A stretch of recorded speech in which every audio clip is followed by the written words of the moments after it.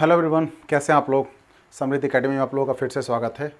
आज हम लोग बात करने वाले हैं अर्थमेटिक प्रोग्रेशन का लास्ट एक्सरसाइज है या लास्ट समझ सकते हैं। जो क्वेश्चंस होंगे 4 और 5 क्वेश्चंस होंगे जो ऑप्शनल क्वेश्चन है एग्जैक्टली उसको हम डिस्कस करने जा रहे हैं 5.4 या जिसे ऑप्शनल आप कह सकते हैं। ठीक है, ये क्वेश्चन बहुत ही ऐसे क्वेश्चंस हैं जो कि आर.डी. शर्मा या आर.एस. अग्रवाल में ऐसे क्वेश्चंस पूछे जाते हैं जो अच्छे लेवल के क्वेश्चन कहा जाता है।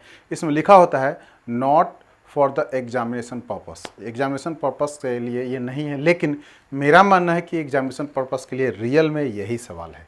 इन सवाल और इन क्वेश्चंस को अगर आप कर लेते हैं तो आपके लिए बाकी जो क्वेश्चंस हैं वो बिल्कुल ही नॉर्मल सा महसूस होंगे। बहुत ही आसानी से उन क्वेश्चन कर सकते हैं। तो ये क्वेश्चन जो होंगे वो डायरेक्ट नहीं पूछे गए हैं, एपी के ही। इसमें एन भी निकालने को हो सकता है, आपको एसएन भी निकालने के लिए सवाल पूछा जा सकता है। इनमें कुछ भी पूछा जा सकता है एग्जैक्टली, और डायरेक्ट नहीं होगा। जैसे कि लास्ट के question number 17, question number 18, question number 19 और क्वेश्चन नंबर 20 जो 5.3 के थे वो डायरेक्ट क्वेश्चन नहीं थे, थोड़े हट के थे। जैसे कि किसी का सेमी सर्कल के दिखाया कि ये सेमी सर्कल है, इनके रेडियस ये हैं, और इनके पूछता है कि सर्कमफ्रेंस एग्जैक्टली क्या होता है सेमी सर्कल का, उसका सीरीज बना और उस सीरीज का सॉल्यूशन हमें निकालना था, एग्जैक्टली ऐसे निकालना था। या फिर एक रेसर होता है जो कि कुछ पोटैटोज़ रखे होते हैं, रोज़ में 10 रखे होते हैं, उस पोटैटोज़ को तो एक बार जाना एक बार आना, दो चीज़ों को यानी कि एक साथ में दो सीरीज़ आप डिस्कस कर सकते हैं। एक मैंने क्वेश्चन आप लोग को 3 सीरीज़ का करके दिखाया था। वैसे ही ये सवाल होंगे, थोड़े से अलग होंगे, लेकिन मेन इनका मोटो है एपी को चेक करना, अर्थमेटिक प्रोग्रेशन को चेक करना कि आप उसे कितना अच्छे से समझ पाए हैं। इन सवालों को अगर आप अच्छे से कर लेते हैं मतलब यह है कि आपको अर्थमेटिक प्रोग्रेशन अच्छे से समझ में आ गया। उम्मीद करता हूं कि आप लोगों को अच्छे समझ में आया होगा। और आइए शुरुआत करते हैं 5.4 यानी कि ऑप्शनल जो दिया हुआ। ठीक है, चलिए पहला नंबर सवाल की तरफ चलते हैं।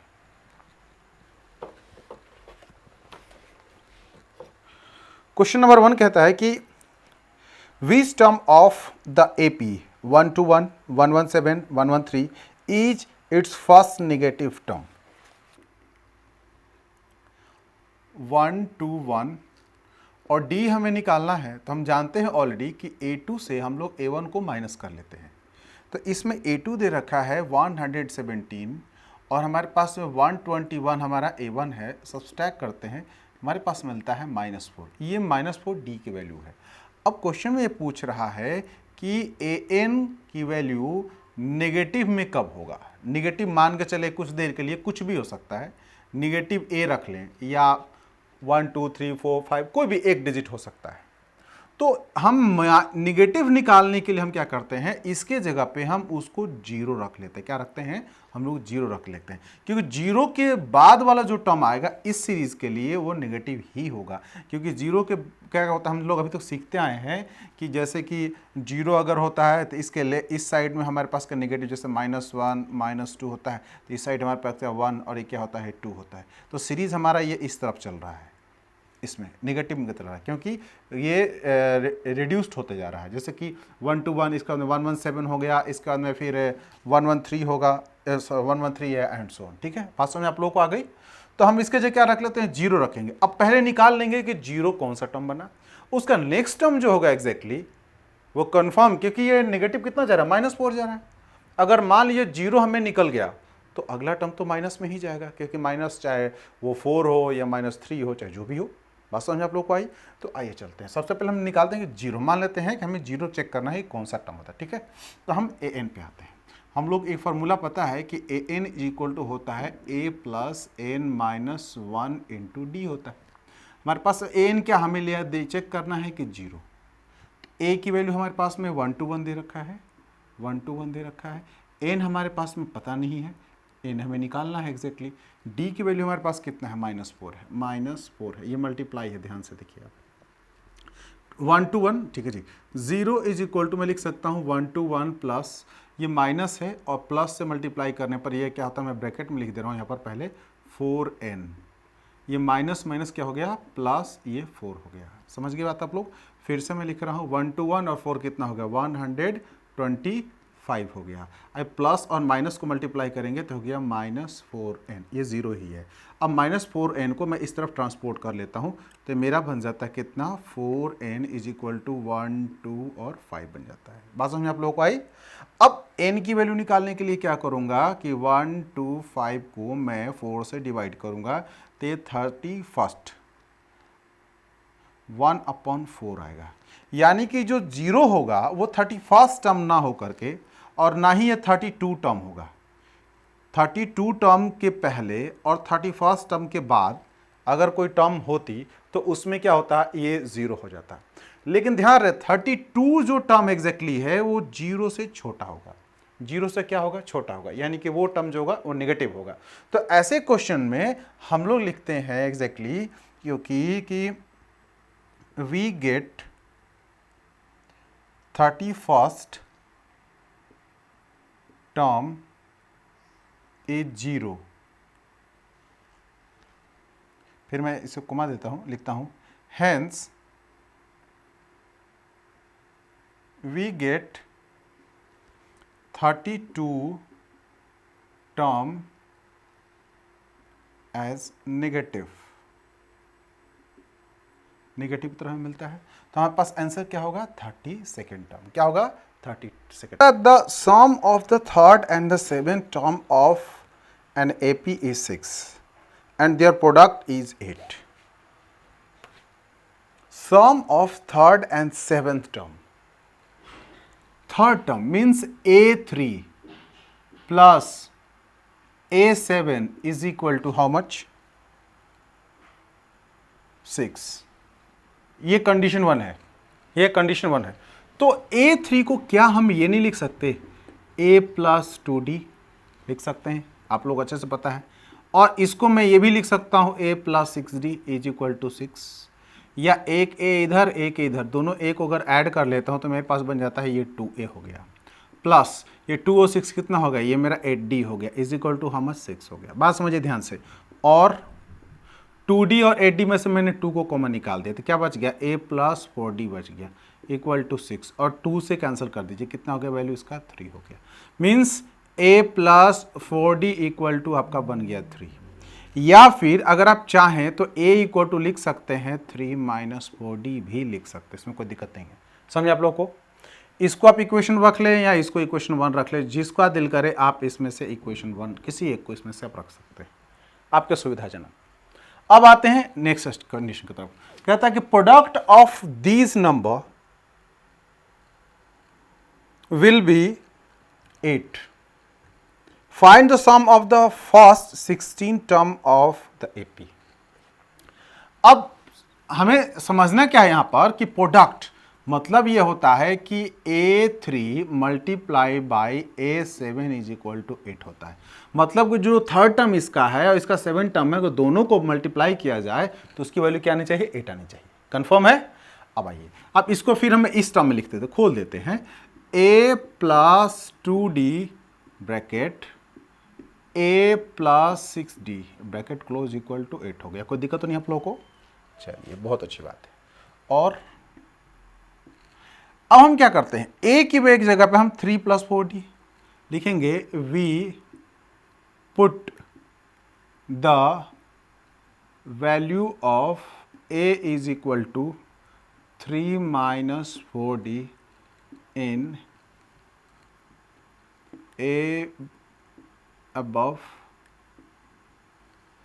इक्वेशन। एक्सप्रेशन तो है नहीं, समझे आप लोगों को। अब हमने क्या है, ये और हटा देता हूं यहां से। अब हमें क्या करना है, एक जगह पे रखना है। हमने क्या लिखना है भाई, तो पहली बार क्या होगा, 3 माइनस 4D प्लस 2D। ध्यान से देखें आप लोग, बस सवाल खत्म होने वाला है। यहाँ पर 3 माइनस 4D प्लस 6D। अब जरा गौर से देखें आप लोग, 4D और 2D क्या हो गया, 3 माइनस क्या बनता है 2D और 3 plus 2D is equal to 8। अब जरा गौर से देखें, क्या ये A और B हो सकता है, ये A और B हो सकता है। तो कंडीशन क्या बनता है इनका, A minus B into A plus B क्या होता है, A square minus B square, यही तो होता है, और कुछ होता है। अब यहाँ उसको अप्लाई कर देते हैं, तो मेरे पास क्या मिलता है 3 माइनस 2d, इसका भी स्क्वायर और इसका भी square is equal to how much 8, और ये 3 3 जा 9 हो गया आप लोगों का, ये 2 2 जा 4 हो गया, और ये D square is equal to 8। 4 को मैं ट्रांसपोर्ट उधर करता हूँ, डी को ट्रांसपोर्ट मैं इधर कर लेता हूँ। मेरे पास क्या हो गया 1 इक्वल टू 4d स्क्वायर, और D square is equal to 1/4, और d इज इक्वल टू 1/4 का अंडर रूट कर लीजिए, वैल्यू मिल गया 1/2।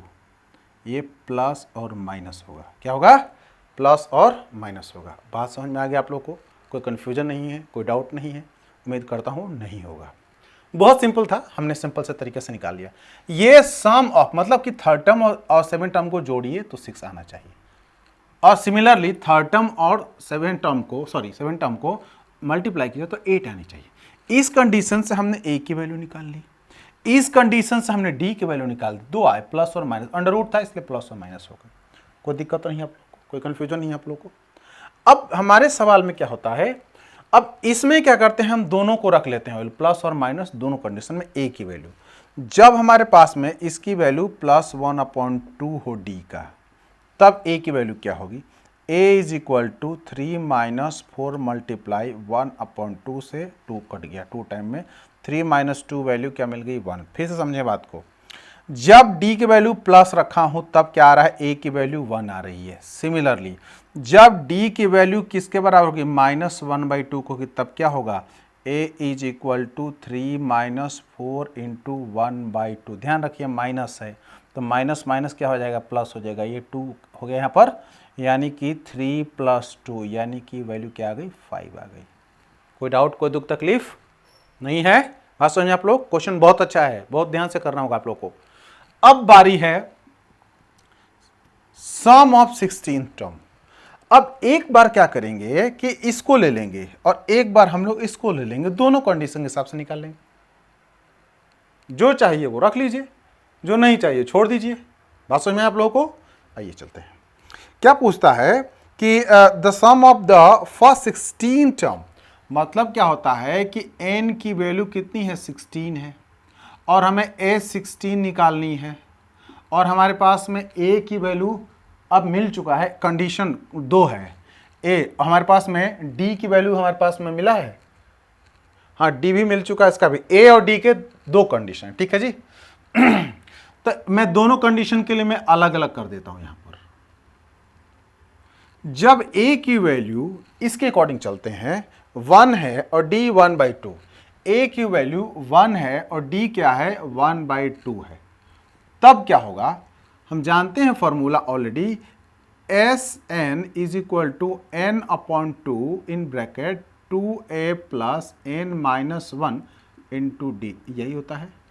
अब हमें निकालना n के 16 है भाई, ध्यान से समझिए बात को, तो 16/2 हो गया ये आप लोगों को, और 2 इंटू 1 + n16-1, d की वैल्यू हमारे पास क्या 1/2 है। ध्यान रखें आप लोग, प्लस में रखा हूं, हमारे पास 16 समान होगा तो कितना होगा 15, 1/2 हो गया, ये 2 1 2 हो गया, बहुत बढ़िया।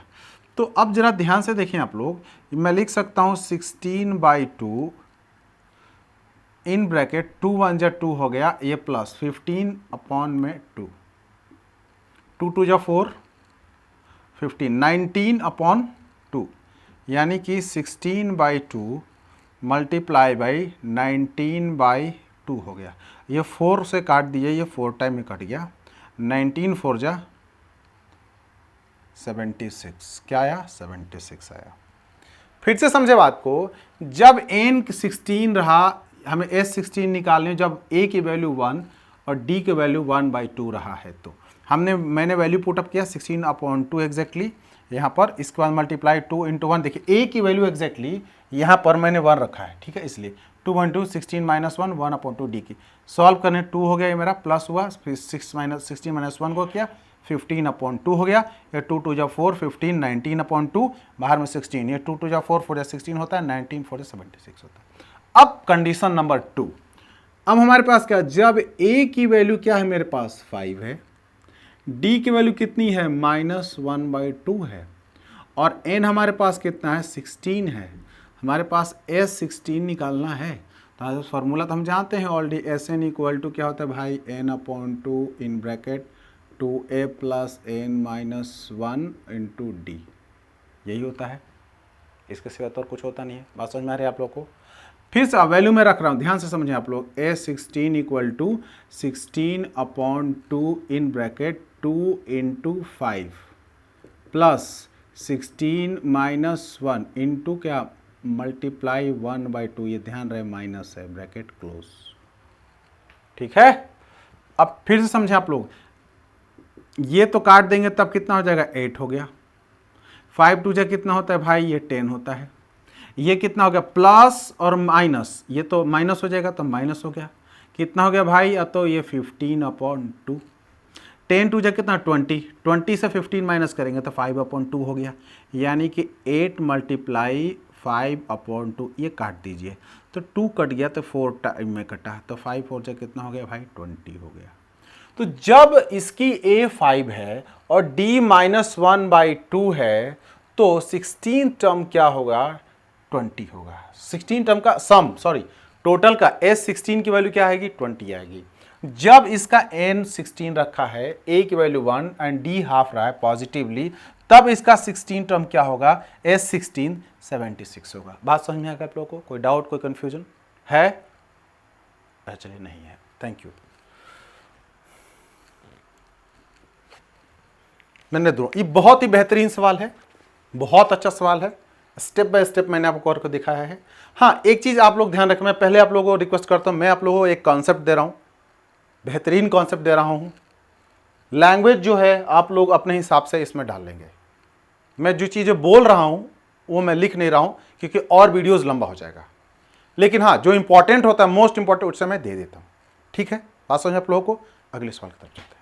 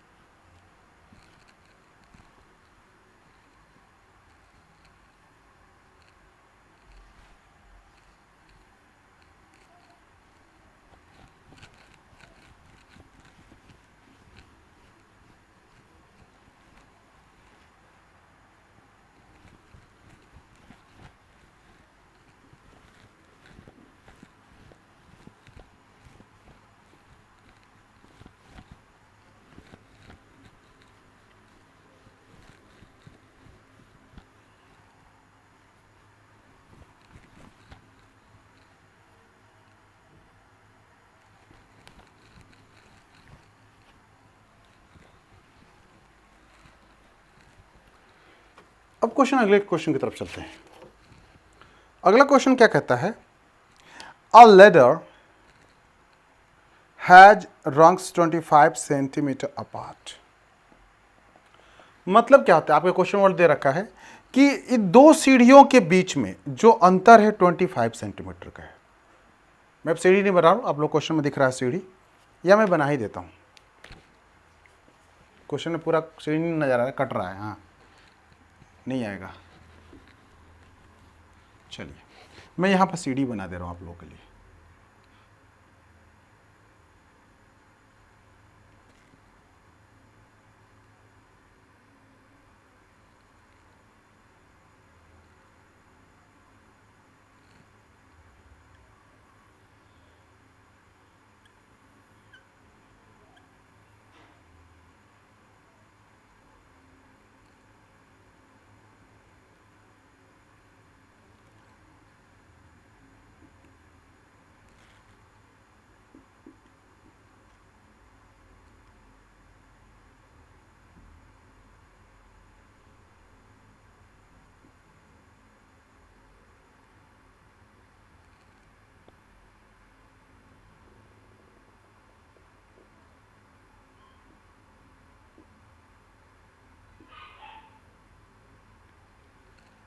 अब जरा ध्यान से देखिए आप लोग, अब कह रहा क्या कि ये जो एग्जैक्टली सीढ़ी का स्टेप है, इस अगले स्टेप के बीच में कितने का डिफरेंस है, 25 सेंटीमीटर। कितना डिफरेंस है, 25 सेंटीमीटर। समझ में आ रहा है आप लोगों को? और ये जो बिल्कुल पहली वाली है और आखिरी वाली है, इनके बीच के डिस्टेंस कितनी है? 250 सेंटीमीटर। कितना है? 250 सेंटीमीटर। तो एक नियम होता है, हम क्या करते हैं कि इसके डिफरेंस से इसमें डिवाइड कर देते हैं और +1 कर देते हैं और नंबर ऑफ सीढ़ी मिल जाती है, नंबर ऑफ स्टेप्स मिल जाता है। ठीक है, सबसे पहले वो निकाल लेते हैं।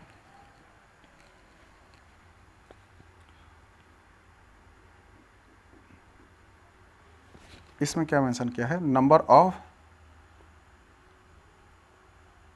रॉक्स।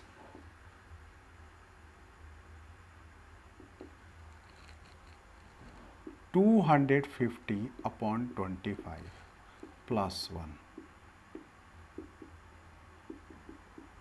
यानी कितने हैं? 11 है। कितने हैं? 11। हमें मिल गए सीढ़ी, यानी कि रॉक्स की संख्या कितनी है? 11 है। कंफर्म हो चुका। अब क्वेश्चन पे आते हैं। The rocks decrease uniformly in the length forms 45 cm at the bottom to the 25 cm at the top. अब रॉक्स के लिए अब जरा गौर से देखें। मान लीजिए कि पहला रॉक्स है, मैं यहां लिख रहा हूं नंबर ऑफ RUGS।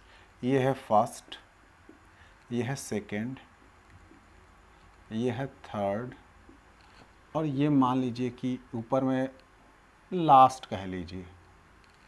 पहला कितना है? 45 है, और आखिरी कितना है? 25 है। मतलब क्या होता है? 11th ही तो है, ये 11th। बात समझ आप लोग को आ गई कि पहले जो रॉक्स था उसकी विड्थ जो थी एग्जैक्टली 45 है, या लेंथ कह लें, और लास्ट जो 11th है उसका कितना? 25 है। पूछ क्या रहा है? What is the length of the wood required for the rocks?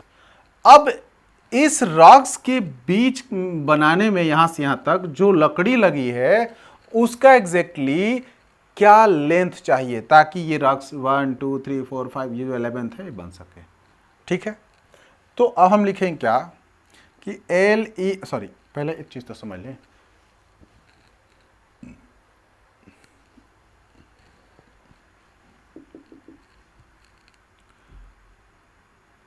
AFTER, after considering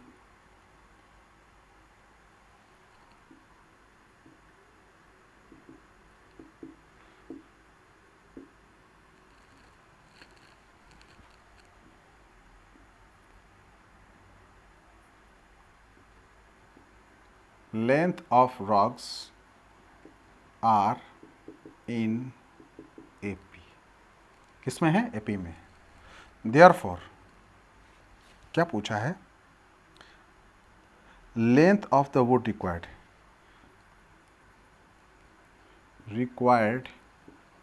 would for required length of wood, ये ऊपर लिख लीजिएगा, for RUGS rocks equal to S11। क्या है? S11 के बराबर होगा। बात समझ में आप लोग को आ गई? S11 क्या है? मतलब क्या है? S1 S2 S3 S4 S5 मतलब कि जो ये सीरीज मिला है इसको आप जोड़ लीजिए, वही इसका लेंथ होगा। समझ में आएगी बात आप लोग को? कोई डाउट, कोई कंफ्यूजन? अब आते हैं, हमारे पास में A कितना है? 45, AN कितना है? 25, N कितना है? 11, और SN निकालना है। कोई दिक्कत तो नहीं? बहुत आसान हो गया आप लोगों के लिए, बहुत ईजी हो गया। आइए चलते हैं। तो हम जानते हैं SN is equal to N/2 in bracket A plus AN होता है ना जी? कोई डाउट तो नहीं है? अब आगे चलते हैं। S11 चाहिए हमें। N की वैल्यू कितनी है? 11/2 इन ब्रैकेट। A की वैल्यू कितनी है? 45 प्लस कितना है? 25। ये कितना हो गया? 11/2 70। ये कितना हो गया? 35। अब इसको मल्टीप्लाई करेंगे, कितना हो गया? 5 5 3 8 और 3। ये सेंटीमीटर होगा। क्या होगा? सेंटीमीटर होगा। सेंटीमीटर में है तो सेंटीमीटर होगा। कोई डाउट, कोई कंफ्यूजन है तो बताइए आप लोग। बात समझ में आ गई?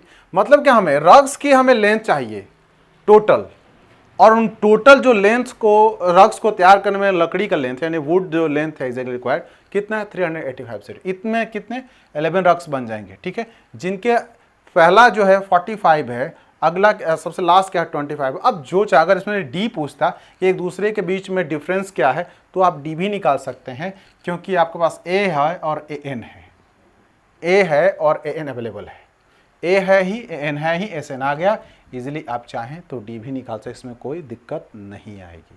आई बात समझ में? चलिए अब अगले क्वेश्चन की तरफ चलते हैं, क्वेश्चन नंबर 4। ये बहुत ही अच्छा है और बहुत ही वो प्रीमियम क्वेश्चन है।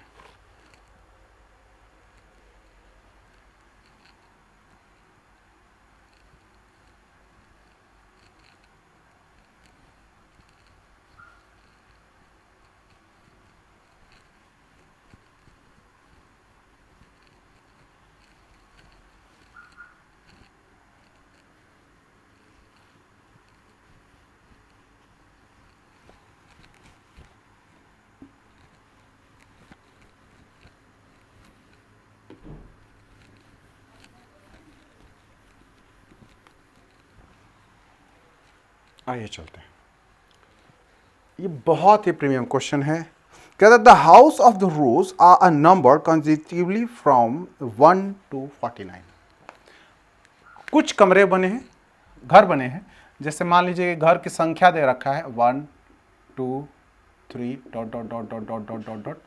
49। ये हाउस के नंबर्स हैं, देखिए, ठीक है।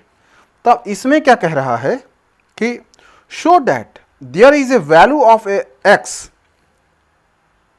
such that sum of the number of the houses preceding the house number x is equal to the sum of the number of the houses following it। मतलब कहता है कि इन लोगों के बीच में कहीं पर एक एक्स है, मान लीजिए मैंने एक्स रख दिया, ये किसी घर का नंबर है।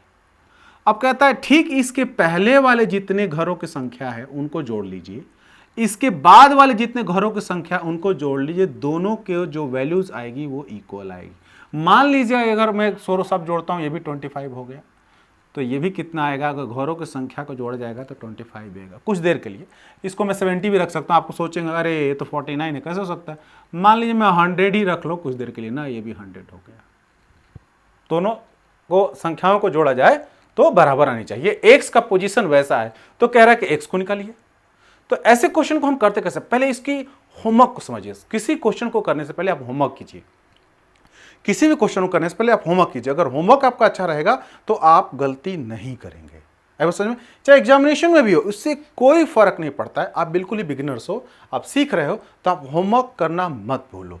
आइए होमवर्क करते हैं, समझते हैं इसको पहले कि अगर मान लीजिए मैं एक्स रखता हूं तो मतलब इसके पहले वाला क्या होगा, ये क्या हो सकता है, तो एक्स से एक ही तो कम होगा, एक्स माइनस 1। देखो कॉमन डिफरेंस कितना है, जरा देखा ध्यान से, 1 हो रहा है। इसके अगला वाला स्टेप क्या होगा, एक्स प्लस 1 होगा, ज्यादा से ज्यादा यही तो होगा। यानी कि x प्लस 1 के बाद में, इसके बाद में, यानी जो भी x आएगा उसमें एक ज्यादा के बाद में ये सारी चीजें।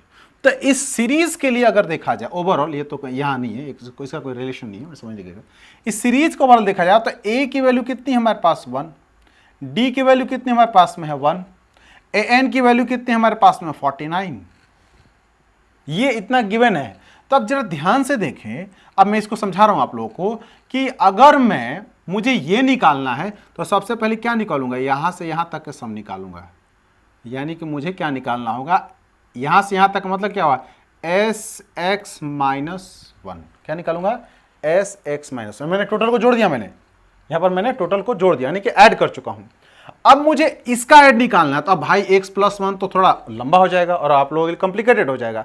इसका शॉर्ट तरीका क्या है, मुझे क्या करना है, ये निकालना है। तो इस टोटल में से मैं x तक को घटा दूंगा तो मुझे मिल जाएगा। मिल जाएगा कि नहीं मिल जाएगा, बात समझे आप लोग। मतलब क्या हुआ कहने का कि थोड़ी देर के लिए मैं a को मिटा रहा हूं समझने के लिए कि अगर ध्यान से देखें आप लोग, ये टोटल है ना जी, यहां तक है, और यहां तक मान लीजिए कि x आता है। तो अगर टोटल में से मैं इस x को यहां से यहां तक मैंने सब्सट्रैक्ट कर दिया तो क्या बच गया, यही तो बचा। बचा कि नहीं बचा, यही बचा, और तो कुछ नहीं बचा है।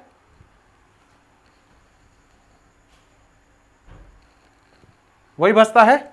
अब आइए देखते हैं। तो अब इसको निकालने के लिए मैंने क्या किया, टोटल में से मैंने x को घटा दिया। मतलब क्या होता है कि अगर ध्यान से समझें आप लोग, S49 से मैंने सब्सट्रैक्ट किया किसको, SX को। कोई डाउट, कोई कंफ्यूजन है तो बताएं आप लोग, कोई कंफ्यूजन नहीं है। तो और क्वेश्चन क्या कहता है हमारे लिए, क्वेश्चन क्या कहता है, अभी होमवर्क चल रहा है कि भैया जो ये संख्या है और ये संख्या बराबर होगी, यानी कि कहता क्या कि SX - 1 is equal to S49 minus SX, ये कहता है दोनों बराबर है। तो सिंपल सा हमें x निकालना है, निकल जाएगा, कोई दिक्कत तो नहीं आनी चाहिए, नहीं आएगी, बात समझ आप लोग। अब आते हैं अपने क्वेश्चन के करने का तरीके पे। हमारे पास में, अब ये मिटा देता हूं, यह होमवर्क आप लोग कर लेंगे, आप लोग ये आप लोग होमवर्क कर लेंगे, ठीक है। अब आते हैं हम लोग, a की वैल्यू कितना दे रखा है, मैं यहां से लिखता हूं, a की वैल्यू हमारे पास कितना है 1, और d की वैल्यू कितना हमारे पास है 1। टोटल n की संख्या कितना है, यहां भी दे रखा है n इक्वल टू 49, और n की वैल्यू कितना दे रखा है, अभी 49 है, ठीक है। ये x है, ध्यान रहे n नहीं है, आप लोग n मत समझ लीजिएगा, इसकी मैं ठीक से थोड़ा और टेढ़ा लिख देता हूं। ये x है, n मत समझ लेना आप लोग, ये x है, n मत समझना, पहले बता रहा हूं, थोड़ा लिखने में मेरा एक ही जैसा लगता है, n और x एक ही जैसा, तो ये n की बात कर रहे हैं, ठीक है। अब सबसे पहले हम इसको निकालते हैं, SX - 1 के लिए इसको निकालते हैं। तो इसका फर्स्ट टर्म सबके लिए ये इक्वल है, ध्यान रहे ये सबके लिए इक्वल है, यानी कि मैं निकाल रहा हूं SX - 1। तो मेरे पास में n की वैल्यू कितना यहाँ पर है, यहाँ पर n की वैल्यू 49 नहीं हो सकता है। इस कंडीशन के लिए हम दोबारा, मैं आप लोगों के लिए लिख के दे रहा हूं, आप लोगों के लिए मैं दोबारा समझने के लिए लिख दे रहा हूं, इस कंडीशन के लिए जब मुझे इसको निकालना हो, जब हमें SX - 1 निकालना हो, तो हमारे लिए a क्या होगा, 1 होगा, d की वैल्यू क्या होगी, 1 होगी, और n की वैल्यू कितना आएगी, x - 1 आएगी। यहां पर हमारे पास में यही हमारे पास है, तो निकालना कितना हमें, SX - 1 निकालना, जिसका मार्क क्वेश्चन मार्क नहीं दिया हुआ है। अब आइए सॉल्व कर लेते हैं। हमारे पास में SN इज इक्वल टू, हम जानते हैं क्या होता है, n/2 in bracket 2a plus n - 1 into D होता है। समझे बात आप लोगों को, कोई डाउट तो नहीं है। अब जरा गौर से देखें, n की वैल्यू कितनी है, x - 1 है, तो मैंने क्या लिखा है, फिर से यहाँ भी सिंबॉलिक रूप से लिख रहा हूँ, x - 1 इक्वल टू क्या चाहिए हमें, x - 1/2 लिखते हैं, यहाँ पर 2 इंटू ये तो 1 ही है, और x n की वैल्यू कितनी है, x - 1 है, तो x - 1, और ये भी साहब क्या है, -1 है, ब्रैकेट क्लोज हो गया। d कितना है, ये साहब कितना है, 1 है, ब्रैकेट बंद हो गया यहाँ से। अब जरा गौर से देखें, x - 2, 2 1 जा 2 हमारे पास मिलता है, और प्लस ये माइनस माइनस कितना हो गया, जोड़ देने पर 2 हो गया, तो कितना बन गया, x - 2 हो गया। कोई दिक्कत तो नहीं है आप लोगों को, ये 2 से 2 कैंसिल आउट हो गया। अब मेरे पास क्या मिलता है, x मिलता है, तो इसको मैं लिख सकता हूँ x - 1 इंटू x/2। किसकी वैल्यू आ गई, इसकी वैल्यू आई। कोई दिक्कत तो नहीं है आप लोग को, कोई कंफ्यूजन तो नहीं है आप लोग को, बात समझ में स्पष्ट से क्लियर है। अब बारी है S49 की। S49 निकालना है मुझे, तो इस सिचुएशन के लिए भी मेरा a कितना है, 1 है, d कितना है, 1 है, n इज इक्वल टू 49 दे रखा है, ठीक है जी, और an भी दे रखा है 49, कोई दिक्कत नहीं है। अब आते हैं क्वेश्चन पे S49 के निकालने के लिए। हम जानते हैं SN equal to n/2 in bracket a plus an लिख सकता हूं, कोई दिक्कत तो नहीं होनी चाहिए। अब ध्यान से देखें, SN इक्वल टू क्या हो गया, n की वैल्यू कितनी है भाई, तो 49 है, अपॉन 2 हो गया, ये कितना है, a की वैल्यू कितनी है, 1 है, a की वैल्यू कितनी है, 1 है, और ये किसकी कितनी है, 49 है, जरा ऐड कीजिए, 50 हो गया, इसको काटेंगे 25 हो गया, तो 49 मल्टीप्लाई कितना हो गया, 25 हो गया, ठीक है। इसको ऐसे ही छोड़ देता हूँ, ताकि अंडर रूट करना आपको आसान रहेगा, आगे हमें अंडर रूट करना है, समझ में आई बात है आप लोग, आएगा मौका, क्यों मैं नहीं जानता हूँ क्या करना है। इसको मल्टीप्लाई करेंगे तो 1225 आएगा, मैं पहले ही बता दूँ। अब मल्टीप्लाई करने का तरीका मुझे पूछेंगे, तो अब जरा देखिए, इसको 50 को मान लीजिए कुछ देर के लिए, इस 49 को इस टर्म में लिख डालिए ना, 50 - 1 इंटू 25, 25 5 जगह कितना होता है, और -25 कर लीजिए, 1225। बहुत आसान तरीका मल्टीप्लाई करने का, ये समझ गए आप लोग।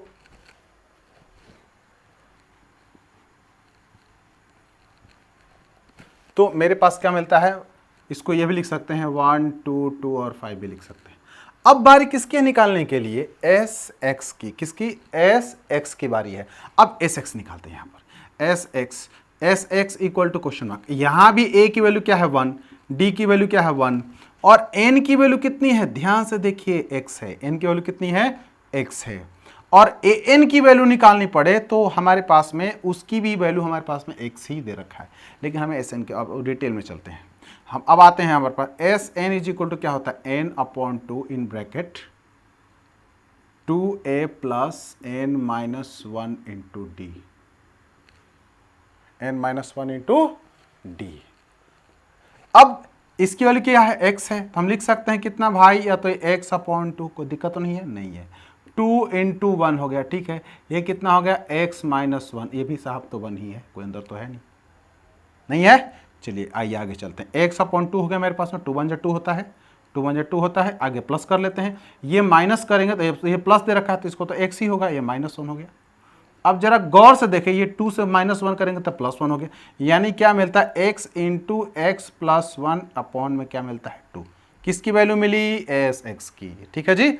यानी कि यहां तक जो हमने जोड़ा है, ऐड किया है, इसकी सम क्या होती है, X into X plus one, और इसके ठीक पहले तक जोड़ने पर क्या आता है हमारे पास में, x into X minus one upon to. बात समझ में आएगा आपको। अब इसको हम क्या करते हैं कि इस सिचुएशन में हम लोग इसकी वैल्यूज को हम पुट कर देते हैं, क्योंकि दोनों इक्वल है, दोनों इक्वल है ही। आइए रखते हैं, according to question S X minus one is equal to S 49 minus S X, ठीक है। We put the values of above terms में लिख देता हूँ, टर्म्स है, इसको मैं टर्म मान लेता हूँ इसलिए। अब हमारे पास एस एक्स माइनस वन की वैल्यू मैंने कितना लिखा था, x into X minus one upon two, तो मैं इसके लिए लिख रहा हूँ x into X minus one upon two. ये 49 की वैल्यू कितना, 1225 आई है, 1225 आई है, माइनस इसकी वैल्यू कितनी मैंने लाया है, अतः x into X plus one upon two. इसको ट्रांसपोर्ट में करके इधर लेके आ जा रहा हूँ, तो मेरे पास क्या मिल जाता है, X into X minus one upon two plus X into X plus one upon two bracket close equal to how much, 1225।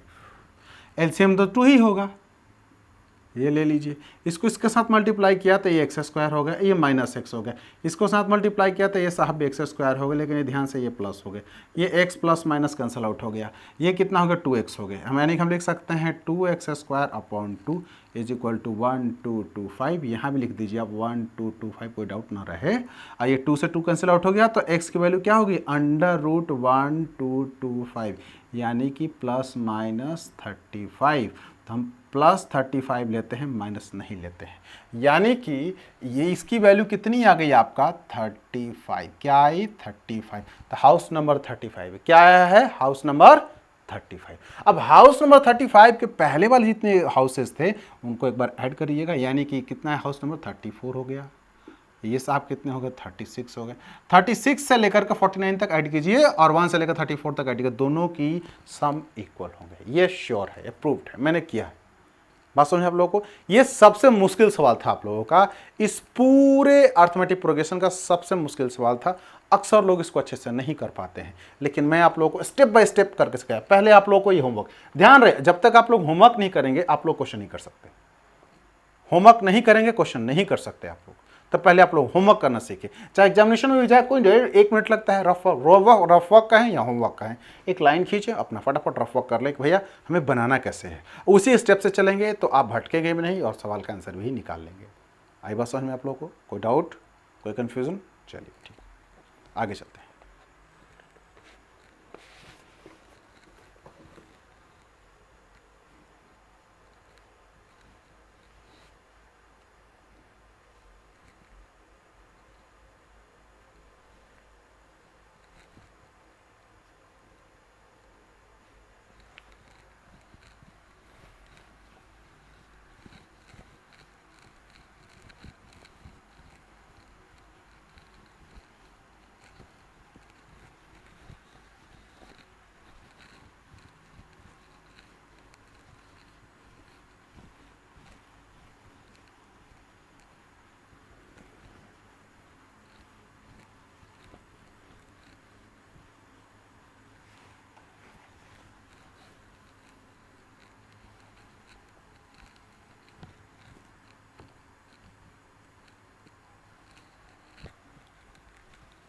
अब इस टॉपिक्स का last question,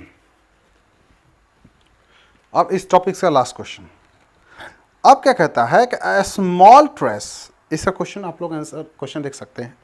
a small terrace at a football ground comprises of the 15 steps. अब football ground में, कभी आप stadium में गए होंगे, स्टेडियम में गए होंगे तो गोल ऐसे बना होता है राउंड शेप में, उसमें स्टेप्स बने होते हैं, सीढ़ियां बनी होती है। तो अब कहता क्या है, कितने हैं, 15 है, 1 2 3 4 5 ऐसे 15 बने हुए बैठने के लिए। ठीक है, बैठने के लिए कितने स्टेप्स बने हैं, 15 बने हैं। अब क्या कहता है कि steps each of which is 50 metre long, प्रत्येक जो स्टेप्स बने हैं वो 50 मीटर लंबे हैं। कितने हैं, 50 मीटर लंबे। फिर अगला होगा वो 50 मीटर बना होगा, कुछ गैप छोड़ छोड़ के बनाए होंगे, पूरे राउंड नहीं, बीच में शेप में जगह छोड़ दिए होंगे, तो 50 मीटर लॉन्ग के बनाए होंगे। ठीक है जी। अब उनकी जो एग्जैक्टली है, जो चौड़ाई है, यानी कि जो जिसमें हम बैठते हैं वो जो चौड़ाई है एग्जैक्टली वो इक्वल है, सबका इक्वल है। लेकिन जो ऊंचाई है मीन्स हाइट है, वो डिफरेंस है। क्या है, वो डिफरेंस है। यही इस क्वेश्चन की कह सकता हूं कि प्रॉब्लम है। ये लोग नहीं समझ सकते और गलती करते हैं। हमारा एपी की फॉर्मेशन यही डिफरेंस पैदा करता है और यही डी बनाता है। आइए देखते हैं कैसे। मैं एक स्टेप खोल के बता रहा हूं आप लोगों को, ध्यान समझिए आप लोग।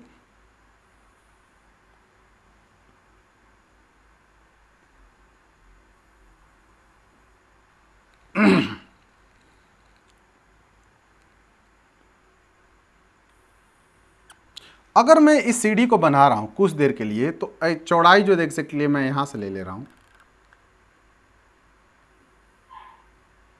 ये चौड़ाई है, मैं अंदर नहीं बना रहा हूं। तो अब जरा सोचिए एक मिनट के लिए, मुझे जब बनाना होगा तो इसके लिए जो ऊंचाई दे रखा है, हाइट दे रखा है, यहां से यहां तक की जो लेंथ एग्जैक्टली है वो सब लोगों का इक्वल है। 50 सेंटीमीटर, 50 मीटर लॉन्ग है। कितना है, 50 मीटर लॉन्ग है। कितना है ये, 50 मीटर लॉन्ग है। अब इसकी जो हाइट एग्जैक्टली है 1/4 है। अब यहां से ये जो विड्थ है, यानी कि ये जो चौड़ाई है सीढ़ी की,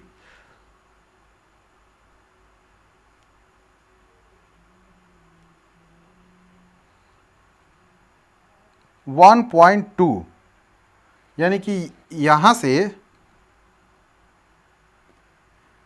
से यहां तक की जो दूरी है एग्जैक्टली, यहां से यहां तक की जो दूरी एग्जैक्टली है ये 1.2 है।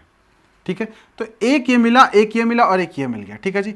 अभी अपना वो आ गया अपना 50 मीटर, ये जो 50 मीटर लंबा लंबाई, तो बात समझ में आप लोगों को आ गई। ठीक है, कोई डाउट तो नहीं है। अब कहता है जब अगला जो सीढ़ी होगा ये 1.4 इससे ऊंचा होगा। किससे, इससे ऊंचा होगा, यानी 1.4 यहां तक तो हो ही गया, नीचे भी 1.4 होगा, यानी कि यहां से यहां तक की जो कंक्रीट यानी कि जो बनाने में सामान लगेगा, ये यहाँ से यहाँ कितना हो गया, 1.4 प्लस 1.4 अगर ऐड करेंगे तो ये 1/2 हो गया। यहाँ से यहाँ तक कितना आ गया, 50 हो गया। अब यहाँ से यहाँ तक कितना है भाई, या तो ये 1/2 ही है। तो आपके पास क्या मिल गया, ज़रा ध्यान से देखें, सॉरी ये मैं गलत लिख दिया। यहाँ से जो एग्जैक्टली ये नहीं, यहाँ से जो स्टेप ऐसे बनेगा, ये वाला जो ये चौड़ाई बनता है ये 1.2 बना। ठीक है, तो LBH अगर एक स्टेप का वॉल्यूम निकालना है, अब क्वेश्चन क्या पूछ रहा है कि वॉल्यूम, हाँ, calculate the total volume of the concrete required to the build the terrace, सबका। तो अब जरा फर्ज करें कि जो सबसे पहली वाली है उसकी वॉल्यूम, तो अब जरा देखें कि क्या लिखूंगा कि volume of FIRST first step equal to L into B into H, होगा कि नहीं होगा, होगा। अब जरा ध्यान से देखिए, इसका क्या मैं लिखूंगा, 50 इंटू 1/2 इंटू 1/4। ठीक है, अब volume of second steps equal to क्या होगा, ये तो 50 ही रहेगा, ये भी 1/2 रहेगा, लेकिन ये इंक्रीज कर रहा है कितने, 1/4 से। तो यहां पर क्या होगा, ब्रैकेट में डाल रहा हूं आप लोग समझने के लिए, 1/4 प्लस 1/4, इससे 1/4 इंक्रीज कर गया। ये थर्ड के लिए क्या निकालूंगा, volume of third equal to क्या होगा भाई, ये 50 होगा, ये 1/2 होगा मल्टीप्लाई बाई, अब अगली बार 1 + 4 बढ़ेगा और तो 1/4 + 1/4 + 1/4 एंड सो ऑन, ऐसे ही बढ़ते जाएगा, ऐसे ही वो बढ़ते जाएगा। बात समझ आप लोगों को। अब जरा निकालते हैं कितना आया है पहले वाले का, तो कितना हो गया भाई, या तो ये 25/4 हो गया, थोड़ा आसान के लिए लिख रहा हूं यहां पर, ठीक है जी। अब ये कितना हो गया, तो 4 अगर जोड़ते हैं तो कितना हो जाता है 4 1/2 हो जाता है, ठीक है जी। तो ये कितना हो गया 50/4 हो गया। डिनोमिनेटर सबका इक्वल रखने के लिए मैं कर रहा हूं। अगली बार देखते हैं एलसीएम कितना 4 हो गया, 3/4 हो गया, ठीक है जी। अब ये कितना हो गया 3/4 हो गया, तो 2 से 25 3 75, यानी कि ये 75/4। अब सब ये सेंटीमीटर क्यूब या मीटर क्यूब होगा, ध्यान रखिए आप लोग, मीटर क्यूब होगा, सेंटीमीटर क्यूब जो लिखना होगा, मीटर मीटर है तो मान लीजिए क्या होगा मीटर क्यूब, ये मीटर क्यूब की वॉल्यूम है मीटर क्यूब। तो क्या नहीं लगता आपको ये कि एपी मिल रहा है, हमें मिल रहा है ना, एक एपी की तरह लग रहा है ना। अब हम इसको यहां लिख सकते हैं स्टेटमेंट में। ये आप लोग को रफ वर्क समझ में आया, हमने कैसे निकाला इसको हम लोग ये भी समझ में आ गया आप लोगों को। आप क्वेश्चन पे आते हैं। आफ्टर above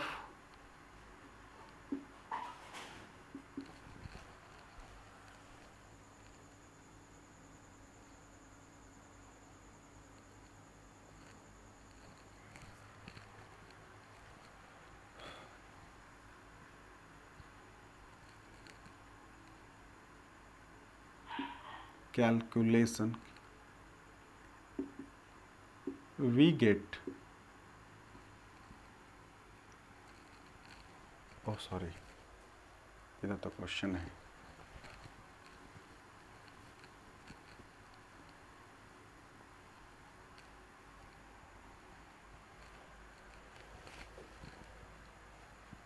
तो आप स्टेटमेंट लिखिए आफ्टर वी कल, मैं लिख ही देता हूं।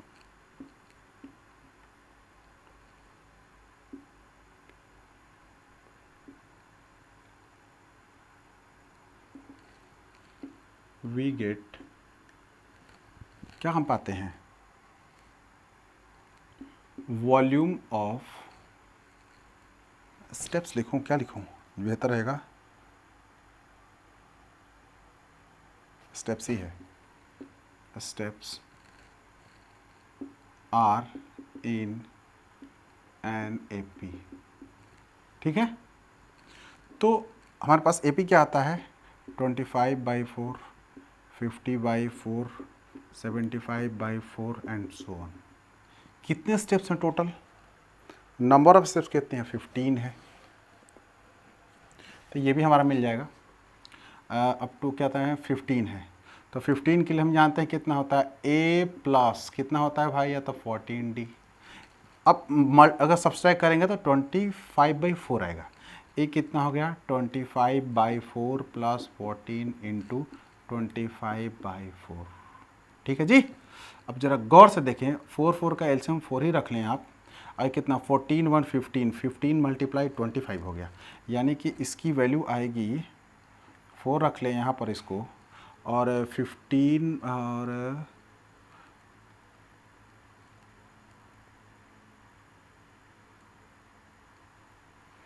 ये हो गया 250 और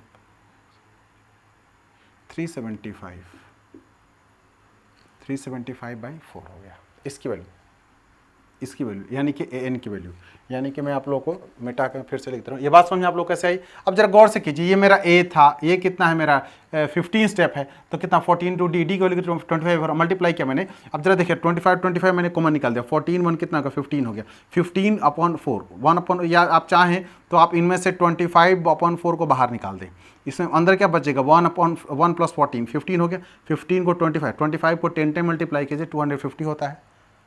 इसका 125 और ऐड कर दीजिए, 250 में 1 ऐड करेंगे 100 तो 350 हो गया, उसमें 25 375, ये आपका हो गया आपका एग्जैक्टली ये स्टेप्स हो गया। ये मीटर क्यूब, ये मीटर क्यूब में, सब लोग मीटर क्यूब में ध्यान रखें आप लोग, ये मिल गया हमें। ये हमारा क्या था ए एन था, ये हमारा ए एन है लास्ट में, मैं इसको मिटा के लिख रहा हूँ फिर से, नहीं यहाँ भी लिख देता हूँ आप समझने के लिए आप लोग को, ये तो ब्रैकेट खींचता हूँ, मेरा कितना हो रहा है 375/4 मीटर क्यूब, ठीक है जी। अब हमें निकालना टोटल कितना इसमें लगा, ठीक है। तो अब मैं इसको यहां पर बना दे रहा हूं, चलो थोड़ा सा यहां लिख दो, वहां लिख दो, लिख देता हूँ कि क्या पूछा इसने, टोटल वॉल्यूम ऑफ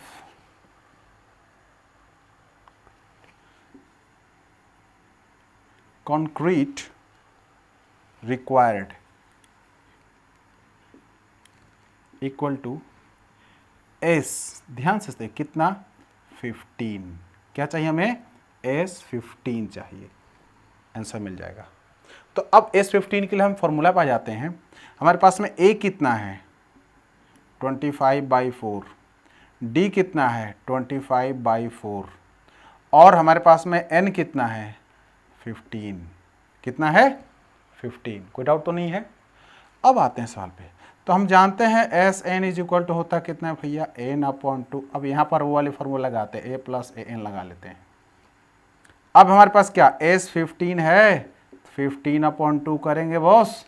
अब a की वैल्यू कितने 25/4, 25/4 प्लस कितना है 375/4, ऐड कीजिए, ऊपर में 400 हो जाएगा, डिवाइड करेंगे तो कितना हो गया, ये 100 हो गया। अब इसको आप लिख सकते हैं इक्वल टू कितना हो गया 15/2 मल्टीप्लाई बाई 100। इसको क्या कहते हैं, मल्टीप्लाई कर लीजिए, कितना हो गया ये 1500 हो गया, कितना हो गया 1500/2, कट गया ये 750, यानी कि 750 मीटर क्यूब इतना कंक्रीट की जरूरत पड़ेगी। कितना पड़ेगी 750 मीटर क्यूब। ये आपका एपी था, खत्म हो चुका है। इस सवाल को फिर से समझते हैं अच्छे से, इसके बाद में आप लोग को मैं नेक्स्ट क्लास के लिए कहूँगा, तो समझते हैं। इस क्वेश्चन में क्या था कि एक स्टेडियम टाइप का बना हुआ है और 50 मीटर लंबे, 50 मीटर लंबे सीढ़ियां बनी हुई है, स्टेप्स बैठने के लिए।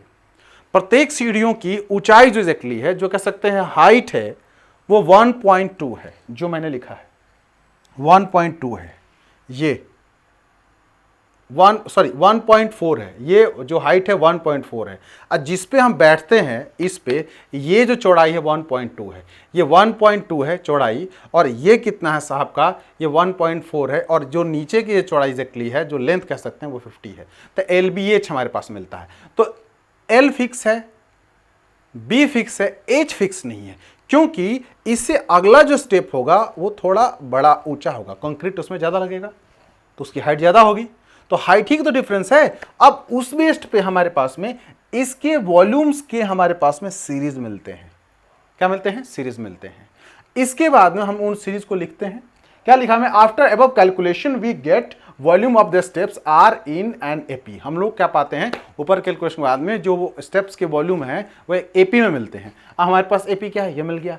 अब इसको मैं A15 अगर चाहें तो नहीं भी निकाल सकते हैं। अब वो आप कैलकुलेशन करेंगे 2A वाले पर, तो उसमें थोड़ी लंबा जाएगा, लेकिन ये मुझे ज़्यादा शॉर्टकट लगता है और ऑथेंटिक लगता है, इसमें कैलकुलेशन करना आसान होता है। तो कोशिश करें कि जब आप लोगों को ये टर्म मिल जाए तो इसी टर्म से आप लोग सॉल्व करने का, ठीक है, बात समझ आप लोगों को। तो मैंने इसको ले लिया A + AN में 25/4 375, इसको ऐड करेंगे क्योंकि इनका जो डिनोमिनेटर एग्जैक्टली है तो वो क्या है, इक्वल है। इक्वल होने की वजह से मैंने क्या किया है कि एज रखा, उसको प्लस किया तो 400 हो गया।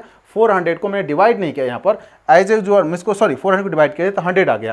तो इसीलिए मैंने यहाँ एक स्टेप छोड़ दिया, मैंने सीधे डायरेक्ट 100 लिखा। आप लोग लिख सकते हैं क्या स्टेप, यहाँ पर 15/2 इन ब्रैकेट 400/4, देन आप डिवाइड करेंगे आप लोग तो 100 मिल जाएगा। तो आप लोग क्या आएगा 50/100। अब काटना चाहेंगे तो 50 हो जाएगा, इसको मल्टीप्लाई करेंगे या ऐसे भी कर सकते हैं, 750 मीटर क्यूब हो गया, ठीक है। तो ये था मैथमेटिक्स प्रोग्रेशन। बहुत सारे क्वेश्चंस को मैंने लिया आप लोगों के लिए, और एक चीज और आप लोगों को मैं कंफर्म करूंगा कि I will must take your previous year question at least 10 year, last 10 year I will solve all of the questions related to class 10th CBSE board, okay, specially for Delhi board, okay. और all over India भी मैं discuss करूंगा इसके ऊपर, ताकि पूरे India के CBSE के स्टूडेंट को इसका फायदा मिल सके, ठीक है, बात समझे। आप लोगों को कोई डाउट हो, कोई कंफ्यूजन हो, आप लोग इजीली कमेंट में लिख सकते हैं। मैं जो कमेंट सेशन देखूंगा उसके लिए एक बार मैं कंफ्यूजन वाला क्लास या डाउट क्लास रखूंगा। उस डाउट क्लास में आपको सारे कंफ्यूजन को मैं दूर कर दूंगा। इवन इन क्वेश्चन से रिलेटेड अगर आप लोगों को प्रॉब्लम होता है उसको भी आप लोग रखें, उसको मैं सॉल्व करने की कोशिश करूंगा जितना ज़्यादा हो सकता है, ठीक है। अब लास्ट आप लोग यही कहूँगा कि आप लोगों का अप्रिशिएशन मुझे मिल रहा है, आप लोगों के लाइक्स मुझे मिल रहे हैं, मुझे अच्छे लग रहे हैं, और मैं और अच्छा वीडियो बनाऊँगा। और आगे के हम लोग चैप्टर्स को डिस्कस करेंगे। तब तक के लिए बहुत बहुत धन्यवाद। आप लोग अपना समय निकाले, वीडियोस को देखा आप लोगों ने, इसके लिए बहुत बहुत आप लोगों को थैंक यू। और आप लोग अपना ध्यान रखें, और फिर से मैं अगेन रिक्वेस्ट करूँगा, please don't forget about the subscribing, sharing and liking my videos. Okay, तो आप लोग का समृद्ध एकेडमी में AP का क्लास यही तक है, और आगे डिस्कस करेंगे नेक्स्ट टॉपिक्स के लिए, जो कि ट्रायंगल होगा या जो भी होंगे। ठीक है, आप लोग अपना बहुत ख्याल रखें। Take care.